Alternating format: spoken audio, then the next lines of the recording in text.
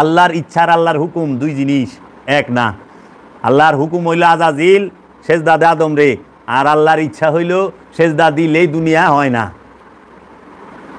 লালনতের তক্তালো আজাজিল কি করলো? আল্লাহর হুকুম না মাইন আল্লাহর ইচ্ছাটারে মাইনা নিল। এলে লালনতের তক্তা অনে শয়তানের তে জঘন্য যেটি হেঁটি শয়তান রে বকে। শয়তান তো কেউ সম্পদ মাইরা খায় নাই, চুরি করে রেখেছে রে, ডাকাইতি করছে, পরের বউ বাগায় লেগে গেছে না, কেউ আত্মসাৎ করছে না, এতিমের সম্পদ মাইরা খাইছে না, শুধু একটা সেজদা দেয় নাই। তাই হ্যাঁ এত জঘন্য, আর তোরা সব কিছু কইরা তোরা জান্নাতে যাইবার যা। আর শয়তান রে বকে। মানুষ সুদ খায় না? মুসলমান মানুষ সুদ খায় না?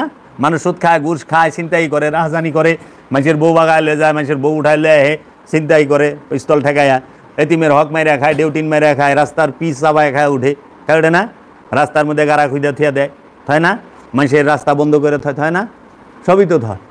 এত কিছু কই রে হ্যাঁ শয়তান রে বকে। আর শয়তান তো এত কিছু করে না, শয়তান খেলে আদম রে, আবার ও আদম রেও সেজদা দেয় না।